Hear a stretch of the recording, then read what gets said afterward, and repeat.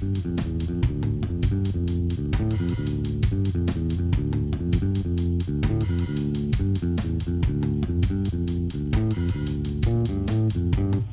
welcome again to another episode of Talkin CRM. With me, as always, is my co-host Megan Hewer. Megan, how you doing today? I'm doing great, Colin. How about you? I'm feeling good. I'm slimming down for the exciting season ahead in CRM. I think great things are around the corner. And I think you're bringing back those mirror glasses. That's it. You know, the facial hair is gone. You know, we're aerodynamic, I think is what we're trying to achieve here. My new favorite thing on Zoom meetings is everybody's brand new haircuts. It's like the first day of school because no one's been able to get to a salon for ages. And I will have you know this was professionally done. There you go. All right, but let's get into the show. Our topic today is establishing that emotional connection with your customers and clients. And today, there's no one better to talk about how to deal with change and that paradigm shift than Don Peppers, our guest, author, speaker, advisor, and dare I say it, godfather of CRM. Don, welcome to the show. Thank you, Colin. Glad to be here. Megan, nice to see you. Thanks for joining us. Delighted. Go. All right. Well, I think we're going to go ahead and kick things off. And Colin, you know, you nailed it. How do you establish an emotional connection with your customers? It's really hard, but it's what customers want now. And, you know, I think a really interesting question that we'd love to get your perspective on is how, when everything is shifting to essentially a digital first experience, right? Everything's going to need to be online for the foreseeable future, really. Right. Whether you're a B2B for businesses to establish that emotional connection. And then the other side of that was sort of the dark side of that. What are some of the challenges or the things that companies really need to look out for when they're embracing all things digital in terms of connecting with customers? Well, the all things digital embracing started taking place long before COVID-19. COVID-19 just hastened everybody's rush to try to automate what could be automated. But businesses have been trying to automate the customer experience for a variety of reasons. First of all, a more frictionless experience is definitely a better customer experience. Research shows that customers don't leave a business, they don't stay with the business because they're satisfied. They leave a business because they're dissatisfied. So you want to take the friction out of the customer experience, and machine learning, AI systems, automation can do that. Automation works flawlessly and so forth. The problem is dealing with exceptions, and automation is not perfect. I don't think we'll see in our lifetimes a truly capable AI engine that is able to actually replace a human agent, and maybe not ever. And I know that's a little controversial today as a topic, but I just don't think that people will ever develop affectionate feelings toward bots. Whereas you definitely have affectionate feelings toward people who serve you well, who reach out to you, who make an empathetic, emotional bond in some way. And those are the real come to Jesus moments in a marketing business, where in fact a customer is going to go out of their way to make sure that your business does well, that they're fair with you, that they that they recommend you to others and so forth. So, Don, so yeah, question on that. And speaking in terms of the retail sector, news in the past week, we see Microsoft pulling out of their stores. We've seen similar manufacturers making that decision to sort of reverse course and not be the Apple Store Genius Bar provider. Some of that is COVID driven, and some of that is driven by business realities out there. How would you advise a retailer or a former retailer, maybe a manufacturer, how do you sort of supplant that retail native experience for those retail natives? Well, you know, the real problem has all along has been that automation can reduce the cost of serving the customer. And so businesses focus on that. They can measure that directly. It goes right to the bottom line, those cost savings. And the benefit, the economic benefit, the financial gain from delighting a customer or connecting with them emotionally is much harder to gauge, because that gain, that profit is in the future. When the customer comes back and buys from you again and again, and when they recommend you to a friend and so forth. So those gains that come from customer advocacy and the customer's lifetime of patronage, gains in those areas are very difficult to measure. And most companies, many companies, I say, have wrongly given priority to just the cost reduction, to the extent that they were using automation to defer human conversation and make, you know how difficult it is to reach a company on the phone today. Just think about that, you know. I predict in 20 years, your grandchildren are going to say to you, Grandpa, you mean back in your day, companies didn't want to talk to customers? Of course they don't want to talk to customers today. They want to cut their costs. They don't want to have to talk to customers.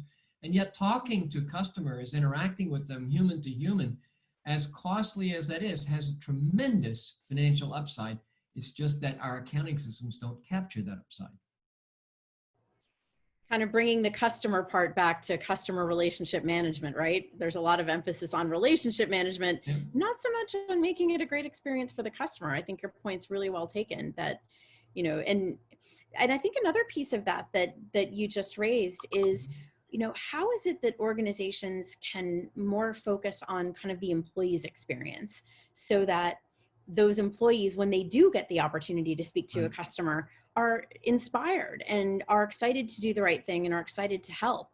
What do you see as some things that really work? Megan, that's a great thing.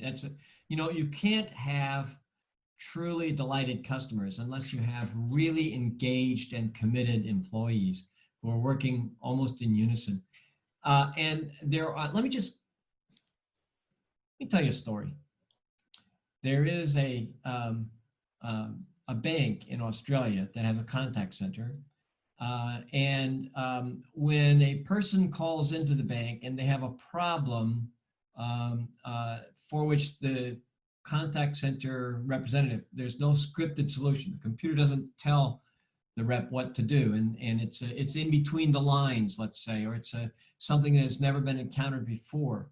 Typically, what companies do in those situations, they don't trust their employees to make those decisions. Those are mega decisions that have implications, and so they escalate a decision. It's out of policy, so the supervisor has to look, and maybe the supervisor didn't have enough authority, so they escalate it to the director of finance or the CFO, and it comes back down, and a couple weeks later, they might get back to the customer. This bank has a different policy.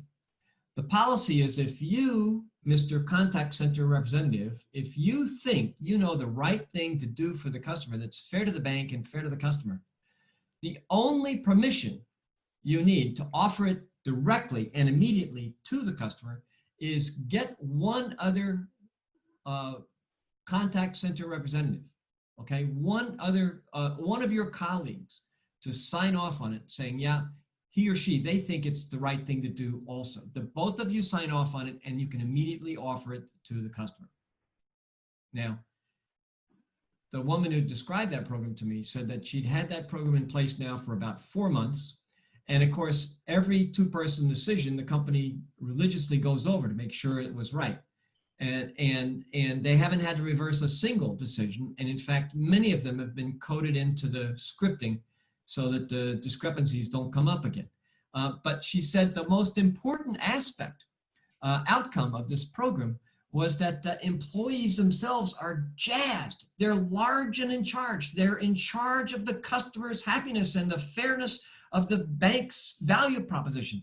They have responsibility now that they didn't have before. So they develop a sense of mastery, and all those ideas, a sense of mastery, autonomy, those are key variables in engaging your employees. These employees are engaged in the business. And that's just, well, a single example. Now, let me just point out a couple things. Had the bank said, hey, if you think you know the right thing to do, just offer it to the customer, that's almost an invitation to cheaters.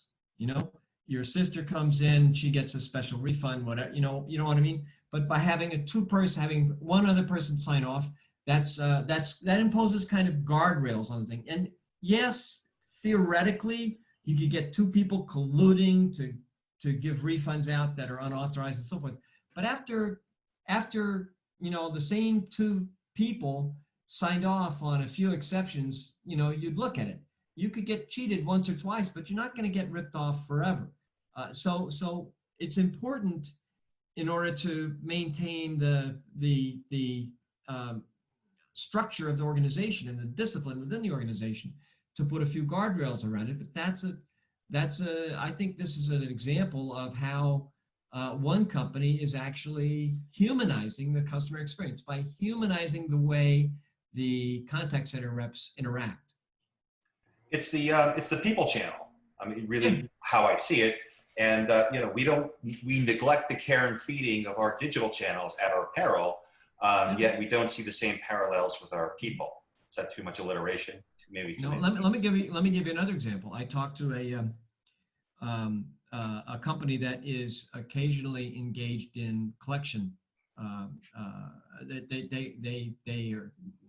They call late customers to try to collect on their loans, right? Now, typically, when you reach somebody on the phone about it, you know, I reach you on the phone, Colin. I say, Colin, now, hi, this is Don Peppers. I'm with Bank XYZ. And you know, your loan is overdue. It's $4,500, and you didn't make the last payment was $220. So, you know, are you good for the money? Is there something we need to do? And you're going to say whatever you need to say to get off the phone. You're going to say, yeah, oh, no, I'm sorry, I missed out. I'll make the payment next time. And 90% of the time, you'll make that statement. And the majority of the time, the bank has learned that the payer doesn't follow up. They don't, in fact, make the next payment because they really can't afford to make the payment. They're really behind because for a reason. And so what this particular bank has learned is that I call you up, Colin, and I say, Colin, you're behind loan on $4,500. How much do you think you can afford to put toward that a week, Colin? Oh, you're asking me at a bad time, Don. and you might say, look, I could pay $45 a week. Okay, I'll mark you down for that, Colin. That's $45 a week. It's going to take longer to pay off, but you'll get it off eventually. I can mark you down for that. And yes, okay, so we'll send you the notice every week for 45. And then 90% of the time, the customers follow through. Because, why? Because it was a mutually agreed transaction, because the customer authored the transaction just as much as the bank did. It's not me responding to your command or offer. It's me negotiating as a human being with another human being who said, yeah, okay, that's fair enough, we'll do that. And then, let me tell you one more story. There's still another company, and they sell a pretty complicated product. I talked to this was an Australian company. I talked to this company a couple of years ago. It's a complicated product, and people sometimes put it together wrong. They implement it wrong. You know, they get a lot of calls in, but from people who have fundamentally misused the product. You know, and now they want a refund, right? And so their policy is you call in and you have a problem with the product and you can't make it work, and now it doesn't fit right or whatever. And I say, well, look, Mr. Brogan, I get it. I'm sorry. You know, sorry our product wasn't, you know, better fit in the beginning, but you really did. You shouldn't have installed it that way. You know, it's broken now, and you know, and what would you consider fair? Put it in their court. Yeah, and they shut up. And Colin says, look, how about a half refund, okay? Or how about a 3/4 refund, and I'll use it on another product. How's that? You know, then whatever they offer, you accept. And now here is again, it's a jointly authored idea. And think about the employees who are entrusted with making those requests to customers. How much do you think you can afford to pay? And what do you think is fair? Or how about if we do this to solve your problem? Because my colleague and I figured this out. All those employees, they're treated like human beings, not like cogs in the business machine. They're like they're human beings now. Now the company is relying on its employees for the most valuable asset of all, their intelligence, their judgment, their initiative. That's a very, very important issue, I think. And it's going to become more and more important as AI and machine learning increasingly smooth the friction out of the experience and automate that experience more and more. There's going to be a lot fewer flaws, and the flaws that we have are going to be a lot more difficult to solve. Don, and that's a question. Very quickly, I've kind of lived a similar situation where, there's how do we sort of backfill for the lack of personal interaction? Hashing this up, so I'll fix this in the post. But the real life situation I want to talk about is, establishing, that emotional connection in 2020 with folks that you had formerly had great interactions with before. And I guess the question is, in what you said led me to the question is there a role to combine AI and the human touch to, create something better? And I'm thinking about, how do you do an AI handoff, let's say, to a contact center rep during a sales discussion, or doing or during one of those, how do I use this FAQ discussions? Sure. Is there a sort of a hybridizing approach that might work well in the future? Definitely, there is, and you hit on it just right. There are several different ways you could do it. You could use a chatbot, an AI-powered chatbot, on the front end of an interaction to filter the customer's issue. What's your, you get the bot on the line, and the bot says, "Are you calling about your internet service or your cable? Are you this or that? Can you state your problem?" And if the chatbot recognizes the problem, they route you to the right person, the person who's expert in that particular issue or on that particular business. You could do human in the loop AI, meaning that the AI is churning through in the background and trying to come up with the right solutions, but making those recommendations to the person on the phone with the customer. Okay, so the rep on the phone. So what if we try this? So the rep says this. That's human in the loop. You could hand off to AI. So I'm going to sign you up for the vacation in in Key West now. Thank you very much. And you're going to take our thing. We've got almost all the stuff done. I'm going to hand you off to a bot now. They're going to want your credit card number and your confirmation number, and they're going to give you the details on your appointment and so forth. If you have a problem, you can get back in touch. That kind of thing. So there's lots of ways you can use AI to empower the employees. There's a very interesting analogy to this in the world of chess, by the way. I'm an avid chess player. You play chess, Colin? I do play. In 1996 or 7, IBM's Deep Blue beat Gary Kasparov in a 6-game match for the world title, basically creamed him in the 3rd game. It was an astounding win that the computer beat. It was the very first time that a computer had actually beat the world champion at that time, Gary Kasparov. And so IBM Deep Blue became technically the world champion. And computers have gotten a lot smarter since then. And today, computers, any computer, a good computer program can beat any chess player.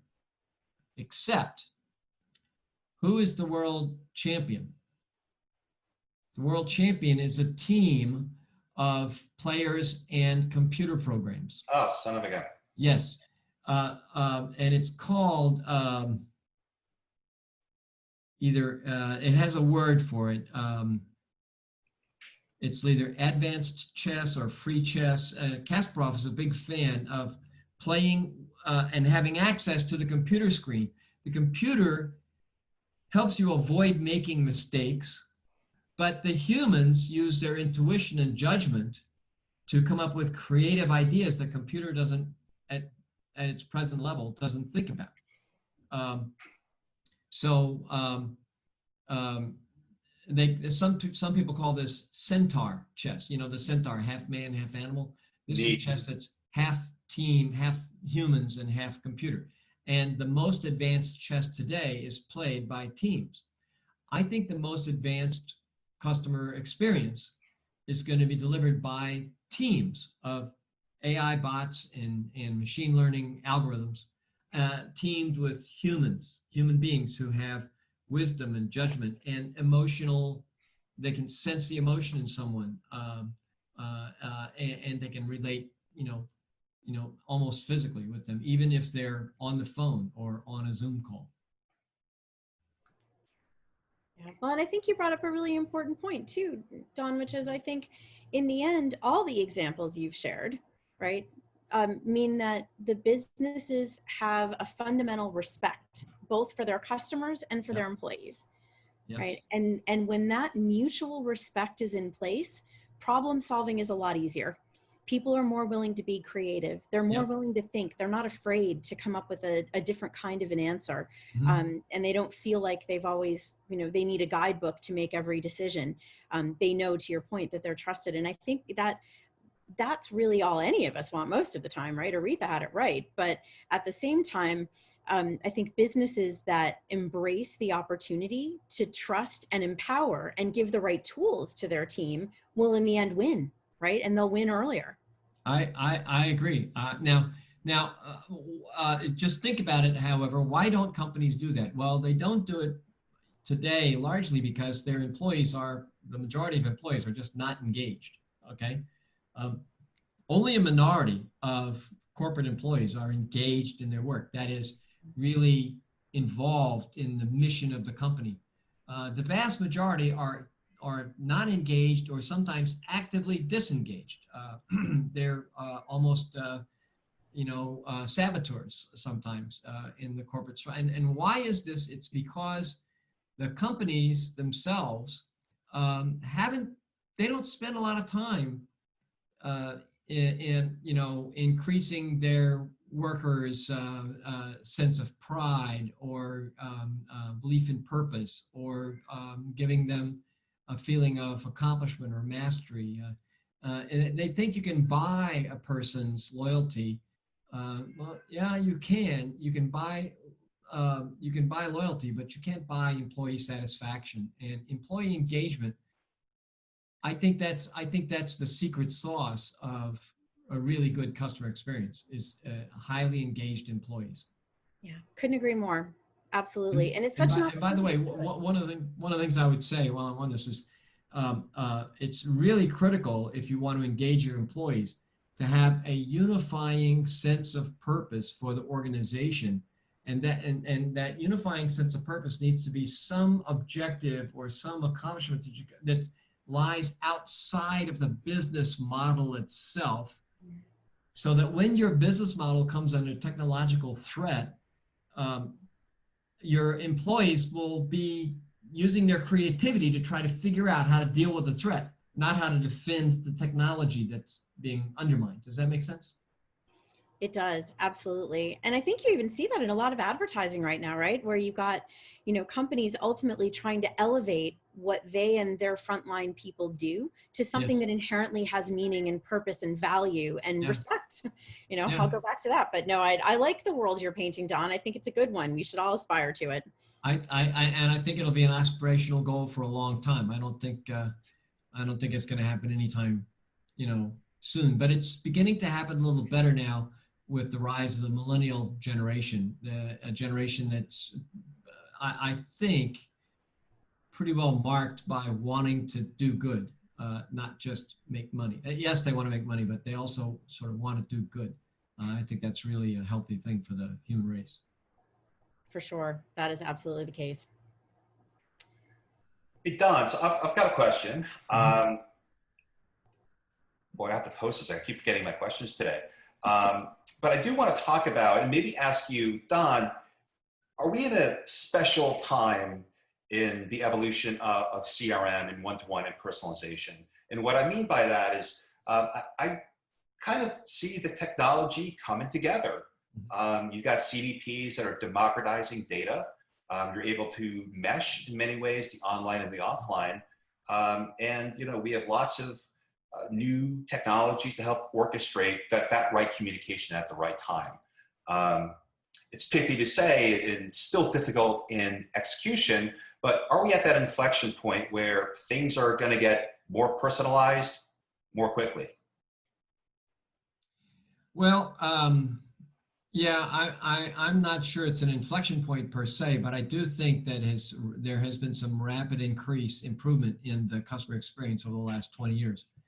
I think there's no question about the fact that the customer experience is a much higher quality today than it was just a few years ago. Now, what's interesting is companies look at the stats, and the statistics show that customers aren't that much more satisfied. You look at the ACSI index; it hasn't gone up dramatically, not almost unnoticeable over the last 25 years.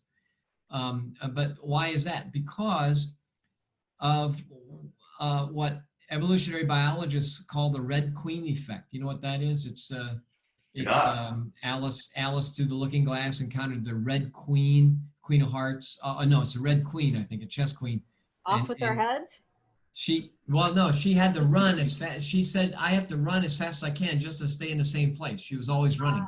Yes. So evolutionary biologists call this the Red Queen effect because squirrels get faster to avoid foxes. So foxes get faster to get more squirrels, and squirrels have to get even faster, and foxes get fast. That's the kind of, and evolution is like that. Business progress is like that. Yep. Your customers don't evaluate their customer experience with you based on what it was last year. They evaluate it based on how Amazon is doing today, or how USAA is doing, or how some other benchmark of really good customer experience, American Express or somebody like that, is doing. That they're the ones, and the better they get, the better you have to get. So even though you may be running as fast as you can to improve the customer experience, you're really just staying in the same place, okay? Because everybody else is running the same way. So I do think that the actual generic quality of the customer experience is increasing rapidly, all right? But I think from a competitive standpoint, businesses have to look hard for what is that extra oomph they can get? What is the extra kick I can get from something novel or interesting or different? I need to be able to innovate. And one of the key sort of untapped resources in this is the employee base, frankly. Absolutely. They know more than we give them credit for knowing, and we don't ask enough questions of them, right? To hear that. And I think that's a really big deal. Yeah. And part of it's, companies are organized in bureaucratic fashion. There's top down, it's the same kind of bureaucracy that characterized large organizations in the 1800s. It still characterizes businesses today. I think over the long term, as more and more software goes open source, as you have more crowdsourced policies and practices and organizations, I think you're going to see more and more employee participation and active management of their own jobs. They're going to take possession of the task. But what's required is this sense of purpose.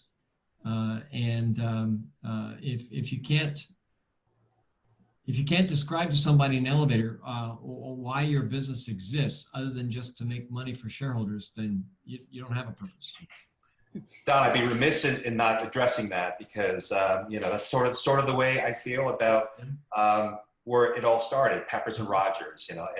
All my favorite companies I've worked for have been focused on a goal, and that includes the business you built. That includes folks like Merkle and others that have a lot of different disciplines and a lot of different things happening, but we're all working towards that same goal.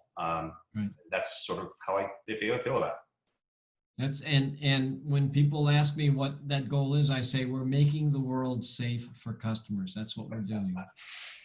One customer at a time. I love that description. Yeah. That's perfect. Megan, you want to bring it on home?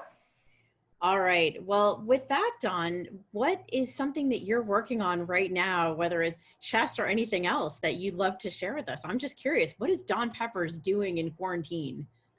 I am taking courses at Coursera. Really? What courses? One of the courses I'm on my third level now of a course in positive psychology. Martin Seligman, his course in positive psychology. I think positive psychology has a lot to teach everyone, but it's also personally fulfilling to me. So I've enjoyed it immensely. Frankly, the public speaking business is dead as a dormouse. It's better than baseball, right? It's really, really in the toilet. I don't think we're gonna get out of this COVID thing for several months, maybe a year still, maybe even more than that. So my guys and I were just trying to keep our head above water. We're doing a few virtual events here and there. I have some, I'm doing some teaching. I'm helping Steve Blank with a couple of workshops at Stanford. I'm teaching a course in customer experience and digital marketing at Menlo College, but we're teaching those virtually, and one of the technologies I'd love to see developed to facilitate more of this technology is a camera that automatically adjusts to, well, let me give you an example. There are three of us on this call right now. We're on a Zoom call. Now, if I look at you, Colin, I look there. But it doesn't look like I'm looking at you. I'm looking at my computer screen. And if I look at you, Megan, I look here. But that doesn't look like I'm looking at you either. I have to look at a camera in order to look at you. And you know what? You both think I'm looking at you, and I'm looking at neither one of you. Now, what I'd love to see is some sort of software, and I don't think it'd be extraordinarily difficult to create this software, where the camera would automatically adjust. If I'm looking at Colin, Colin sees me looking at him, and you don't, okay? And Megan doesn't, right? See what I'm saying? Yeah, great idea. Mind blown. Yeah. I know you can sell that too. Here's the problem with this. When you're teaching a class in a real classroom, when I ask a question and I look at somebody, they feel obligated to speak up or do so, to make a contribution. But you can't do that in an online fashion. You have to say, okay, Ms. Hoyer, would you tell me what you think of this? Or Mr. Brogan, please, why don't you tell me what you thought of this? So we'll see. Unmet needs. Unmet needs. More to do. Well, Don, we had a great time. I think we learned a lot. Thank you for coming on the show. Thanks, guys. I'd love to do it, and good luck on it.